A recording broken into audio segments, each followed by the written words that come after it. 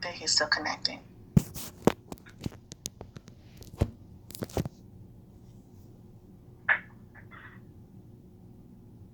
Okay, can you hear us, Vander? I see you're muted though. Okay, there you are.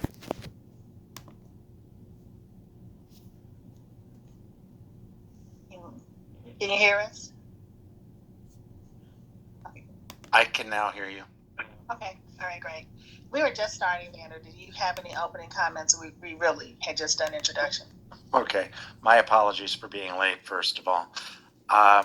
No, first of all, Jennifer, thank you very much for a short order meeting for us here today. I know in my prior conversations with you, I have been optimistic about starting a program with the United Ways through the state to spend TANF dollars for the state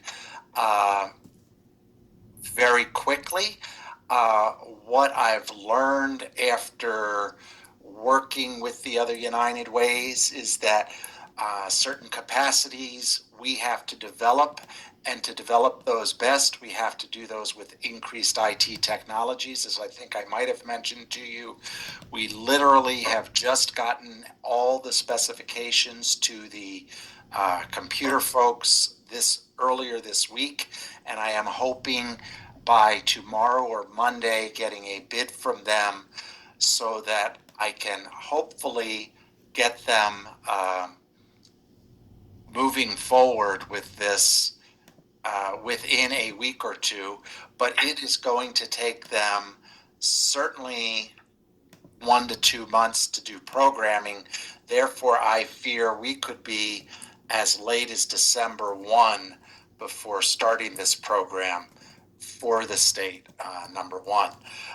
We are, however, done some heavy lifting with the United Ways in that everybody's bought off and understands what the various parties will do.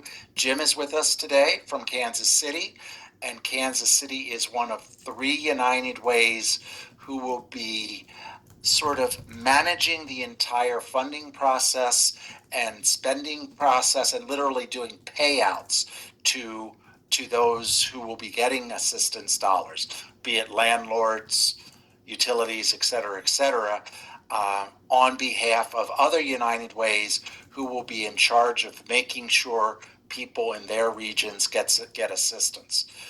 Reporting to the state is one thing we want to talk about a bit, because I want to make sure that system is designed to do reporting. And we are now, because that's all sort of top level stuff that had to be taken care of, we're really at the point where we've got to start digging into program details. What will be a qualifying expense? What won't? What will be our maximum dollars of assistance? All of those kinds of things.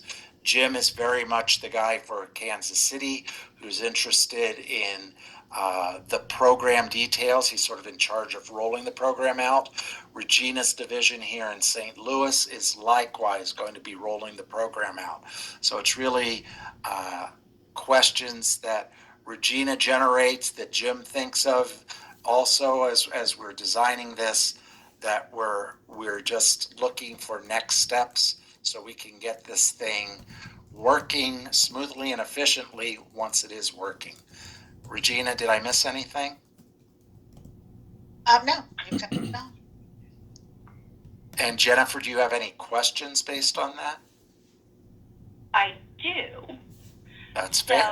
So first of all, it sounds like you guys have a general idea of what you want the scope of work to be. So you're gonna use this funding to actually support TANF eligible recipients who need maybe rental assistance or other emergent needs. Yes? Yes. That's right. Okay. So that's fine. What you can't pay for with TANF is, I think I did send you the one pager, but it's you did, and I did forward that along to folks. Yes, and I might have to forward it to you, Yeah. Jim. But yes, I've got it. I mean, I don't really think you guys are going to buy cigarettes and alcohol with the money. So I'm not real worried about that. But you know, no renovations or anything like that. So if you wanna serve people under 185% federal poverty level with the funding, fine. What we would probably, let me just kind of think this through. Right, and we are basically distributing the dollars, we're allocating the dollars to counties, if you will, and we are allocating the amount that each county gets based on their share of the 185% poverty level populations. Perfect. If you would you put that in that proposal? We will absolutely do that and show you, along with we can also include as an addendum, here's the actual dollars based on that calculation, yes, for each county. Okay, yeah. Perfect. So really, as far as reporting and outcomes, reporting, I think it's going to be hard for me to tell you exactly what we want to see until I actually see the proposal. But I think what we want to know is participants served, what they actually, like what services were provided, you know, because we have a plethora of these programs, and sometimes it may be that they were only provided with a bus card. They just really needed a bus card to get from point A to point B, or somebody else may need much more wraparound services. They need rental assistance, they need other things. We also will want to make sure that if there are entities in your area that can provide the same services, for example, energy assistance. So there are plenty of LIHEAP providers all over the state. Their funding allocations start over again October 1st. Before you guys spend funding to get somebody's electric bill caught up, we would want to know, did that person actually apply for energy assistance? Were they denied? Have they already used up their funding?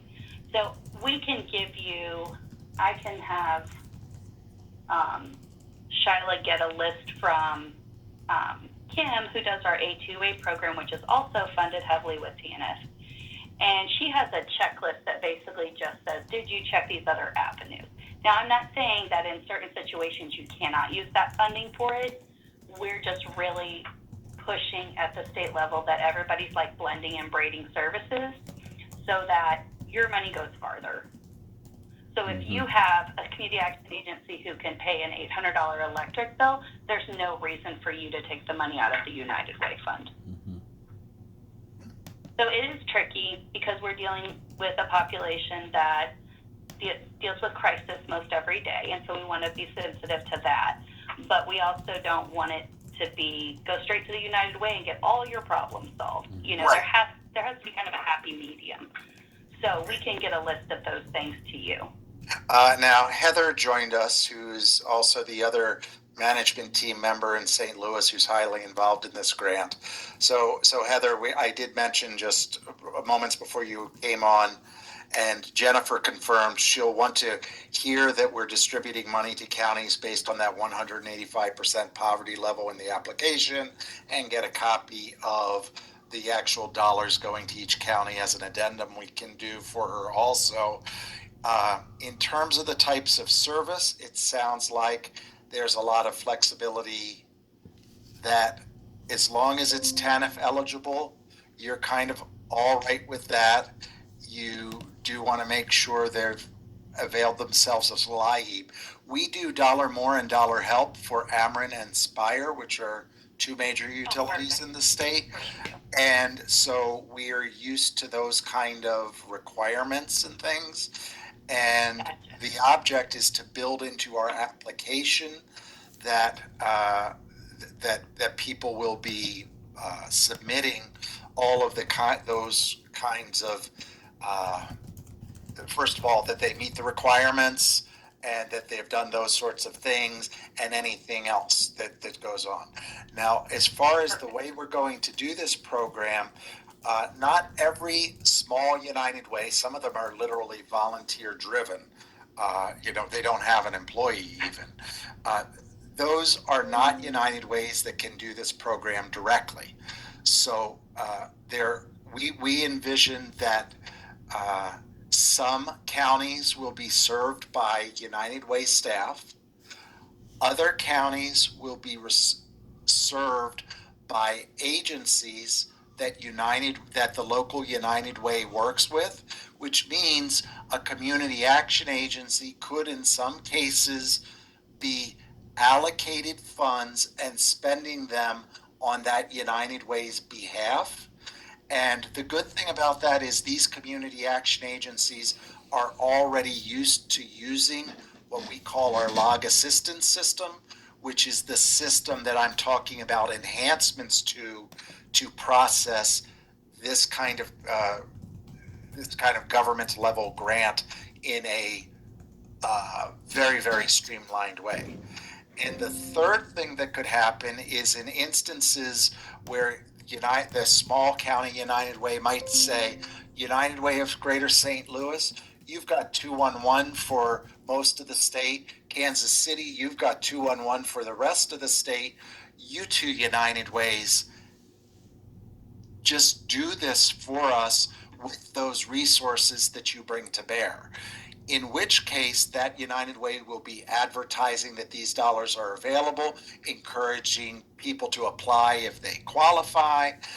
And at that point, our object is to create pretty much a self-application that feeds automatically into the system, that people upload necessary documentation to prove things, and then these applications are approved or rejected. And if they are approved, they move on to a payment process after approval of them. Does anything in that sound problem from your perspective? No, we have the same thing with some of our employment training providers. Some are direct service providers and some are just a pass-through. And so I trust that anybody you guys are going to work with, if it's community action agencies, they already know, how to spend the money and how to streamline services. So the only thing that we would want is just to make sure that there's no duplication of services. And I know that you guys are going to track it, so I'm not concerned at all. Right now, when you say no duplication, we will be tracking that there's no duplication of service within this pot of money. But we don't have a database of other TANF dollars being provided in the state. So, And that's okay. Okay. Yes. So, like for example, at the community action agencies, they also run Skill Up, which is employment training for SNAP recipients. Mm-hmm. So we would know, we would have a database, and we would know that person is. And here's the other thing: we can have, and I know I'm cutting myself off, but we can have I do that a lot. We can have an ongoing conversation where it's like, if we can have one point of contact, we could even create an email address if we want to. So if there are questionable cases, that you guys can send it up and say, do you think this one would be okay? And then we can look through our other databases. To be honest, it is few and far between that we ever find a participant who has the wherewithal to go around to different vendors and ask for funding. And if they do, they catch them really quickly. So I don't worry about that so much. I think it's going to come to light before it ever actually were to come to us. But it would also be okay if a community action agency is serving a Skill Up participant and they've used TANF dollars over there, but they're also using United Way services and they pay rental assistance. That's fine. That's two different things. Gotcha. So, in the instance I'm thinking of, it's really them going around and asking for bus passes or gas cards, things like that. All right. So those are the types of things we track so that we don't have that problem. So at the end of this program, we plan to have all of this data for this $5 million, $4.5 million of direct assistance in one database. We will know there's no duplication there, but Perfect. are you expecting then a detailed report of all participants to be sent to you, uploaded to you, some sort of thing after the fact? Okay. No. We do have a monitoring team. They do programmatic monitoring. Mm-hmm. So what they do is they will ask for a sample. They'll go in your system, make sure everything looks like it was covered. You know, if the contract has requirements that you add a case note, they'll make sure a case note is in there. But we're never really gonna.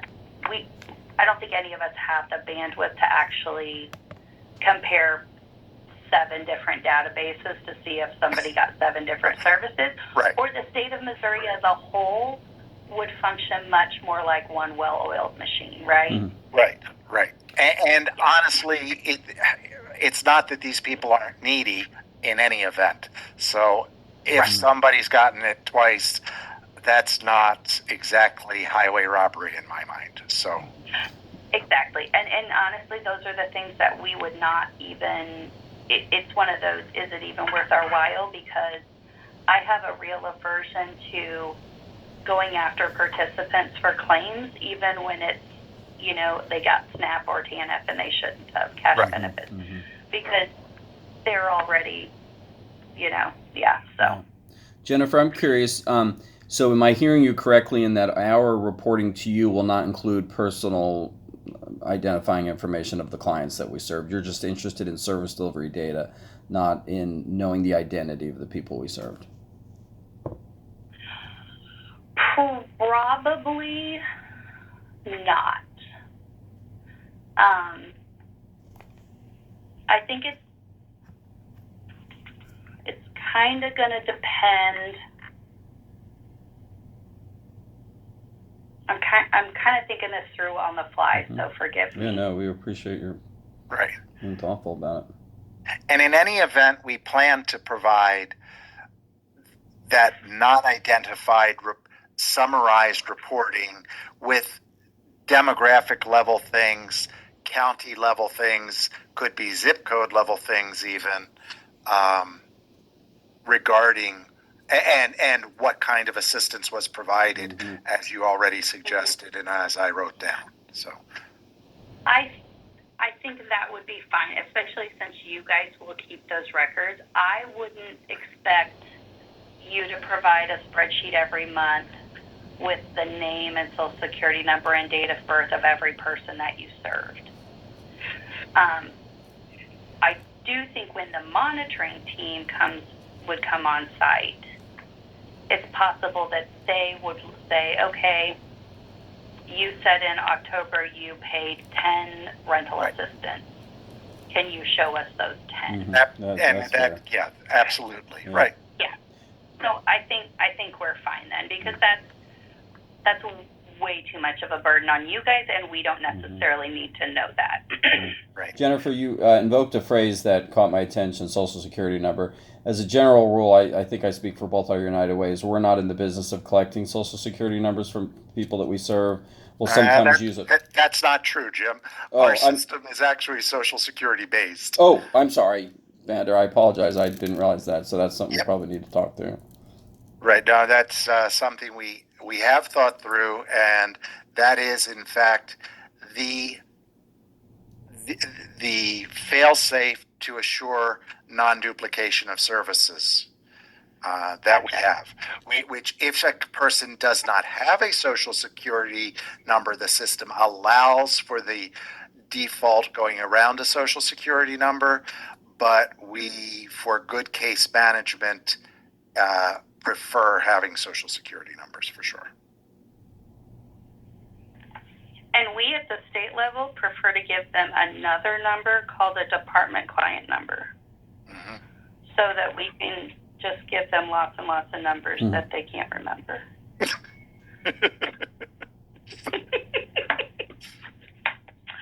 So I think that is a good segue. That's your fail-safe on the back end. I'm sorry, Regina, go ahead. Well, I was just going to say that's a segue to another question. What do you need collected, right?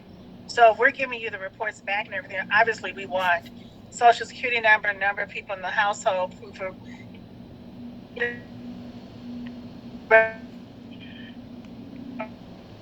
So you're cutting out a little bit, but I think I know what you're saying.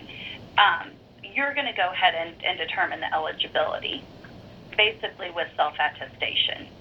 They say, I'm under 185%. There are 5 people in my household, and whatever criteria you want to collect.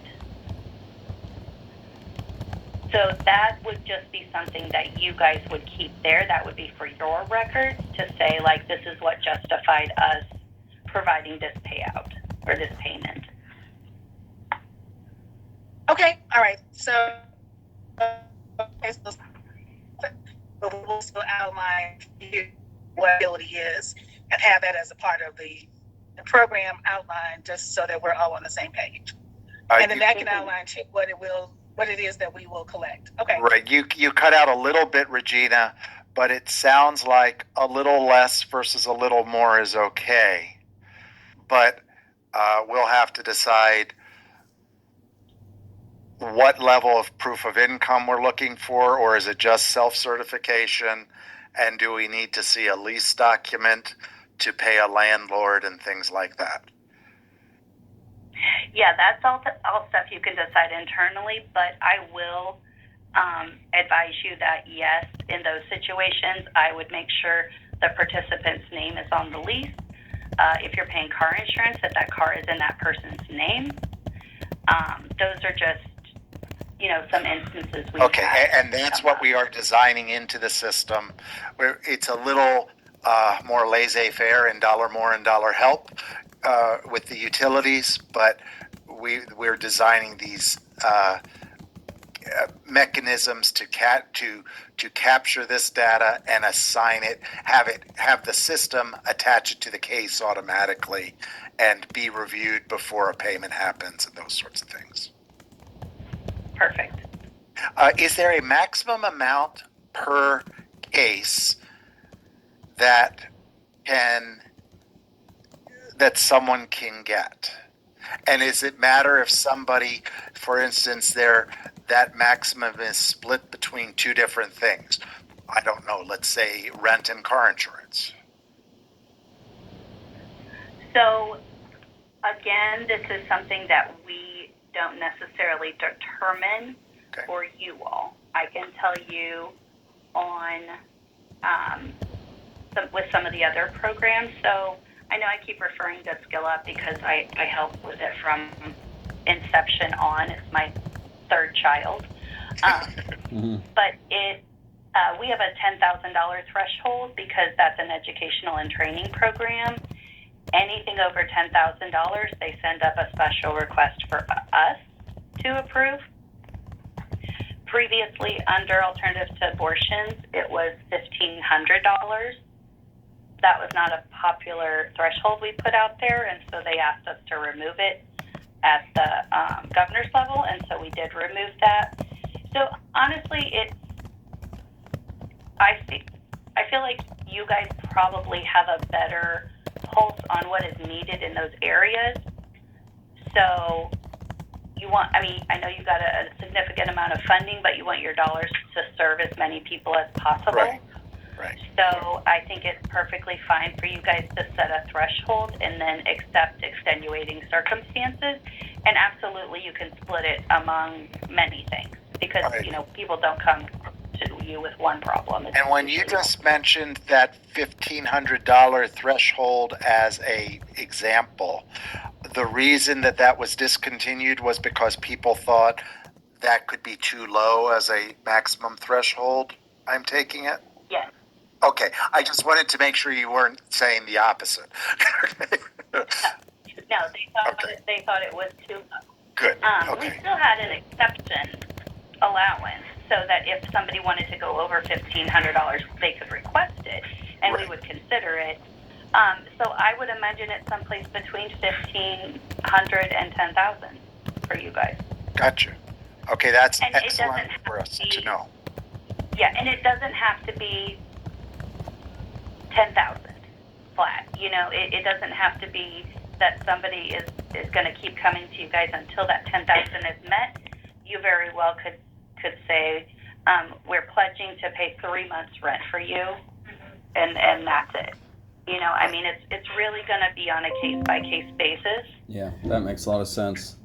I think that kind of flexible approach is important.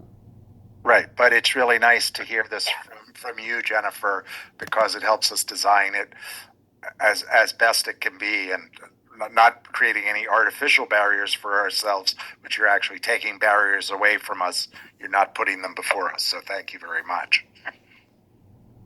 Anytime. I mean, people are, it's not, we're not cookie cutters, so we've got to meet people where they are. Jennifer, I'm curious in enrolling or doing intake with beneficiaries. Do we need to concern ourselves about whether or not a person is a current or former TANF recipient? Like, is that a data point that we need to care about? Is it, or is it just about No. making sure they meet the income eligibility? Income eligibility, Okay. because TANF cash is actually much lower than 185%. Sure. So we look at this as a completely separate program than somebody receiving cash. Yeah, that's helpful.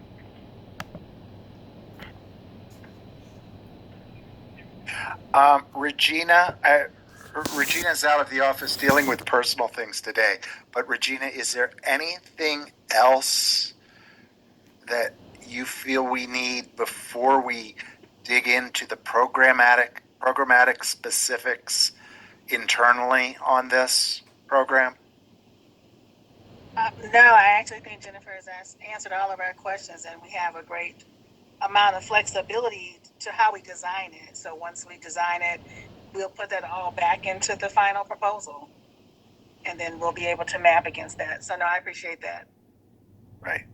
And this is our next thing we're working on now that we've herded together the cats of all the United Ways in each and every county and gotten that all humming pretty well.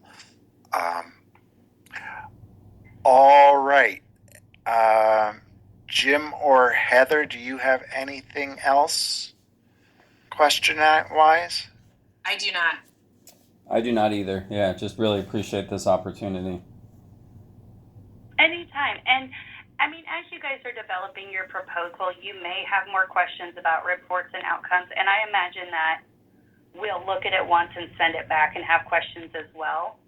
So we can be more thoughtful as we go along and come up, because I really want to help you guys come up with some really thoughtful outcomes so that we can put those in the budget book that the General Assembly will eventually see and really show, like, this is how many people this served, and we'll come up with some more, like it could be as specific as X amount of people were brought out of poverty, or it